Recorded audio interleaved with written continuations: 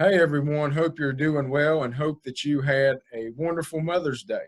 This morning, what I want to do is record a video picking up on a series that we started a couple weeks back on the gospel in Exodus. We took a break for a couple weeks to do something different, but I want to pick that back up and finish with two more videos, this one and then one that's going to be after it coming next week. And the theme for this one is who we are called to be by God when He saves us. You know, we're saved by God, just like the Israelites were saved by God.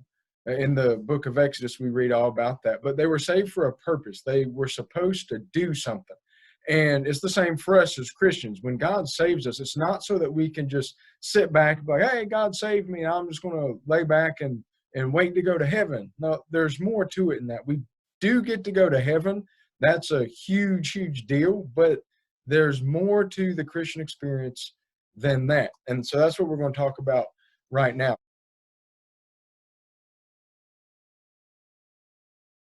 The Israelites are standing at the bottom of Mount Sinai. Moses is about to go up on the mountain and receive the law and the Ten Commandments, and the Israelites are in the process of making a covenant with God. And God says this to the people. He says in Exodus 19:5 through 6, now, if you obey me fully and keep my covenant, then out of all nations you will be my treasured possession. Although the whole earth is mine, you will be for me a kingdom of priests and a holy nation. These are the words you are to speak to the Israelites. So we see here there's a lot that's going on, but I want to draw attention to three statements that God makes. He says that out of all the nations on the earth, that Israel will be God's treasured possession. They will be His. And in verse 6, they are to be a kingdom of priests and a holy nation. So let's keep those three themes in mind. Then we're going to look at the New Testament, something that the Apostle Peter writes in his letter. The first letter he writes, 1 Peter 2, 9 and 10. Talking to Christians, Peter says, but you are a chosen people, a royal priesthood, a holy nation, God's special possession, that you may declare the praises of him who called you out of darkness into his wonderful light. Once you are not a people, but now you are the people of God. Once you had not received mercy, but now you have received mercy. So those three themes that we pointed out from Exodus about being God's possession, being a kingdom of priests and a holy nation, we find Peter repeating those themes when he writes to Christians, calling us a royal priesthood, a holy nation, God's special possession. So the Israelites, when God saved them and brought them out of Egypt, He did it for a purpose. Yes, it was to save them so that they could enjoy the benefits of being saved and moved into the promised land, but they were given a mission and a goal. God reminded them that they belonged to Him. They were His special possession because He had purchased them by delivering them with His power. And through the blood of the Passover lamb and by saving them in the Passover event, they became His treasured possession.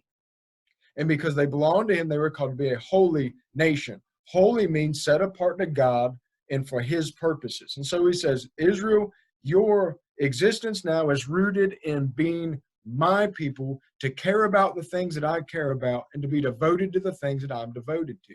And part of that is to be a kingdom of priests. Now, what's a priest?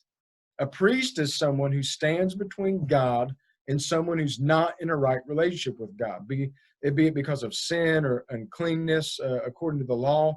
But the priest was the one that stood between that person that's not right with God, and he fixed the relationship, and he brought the person in a not right relationship with God into a place where they could have a right relationship with God. And so God says, Israel, I've saved you. You belong to me. You're dedicated to things I'm dedicated to, and you're a kingdom of priests and a holy nation, meaning you're set apart to represent me to the world and to go into the world, and the world that does not know me and has a messed up relationship with me, you are to stand between me and them and point them to me so that that relationship can be fixed. That's your mission and your goal.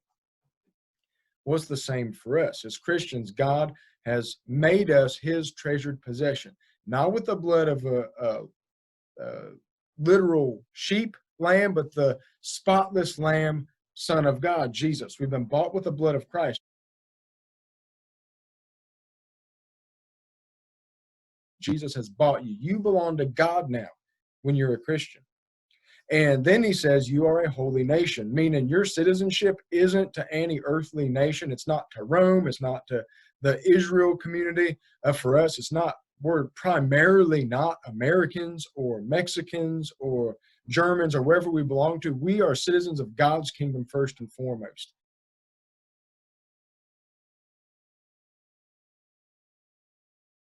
And we, like Israel, are called to be a kingdom of priests, meaning we stand between our God and the world that has a bad, messed up relationship with him.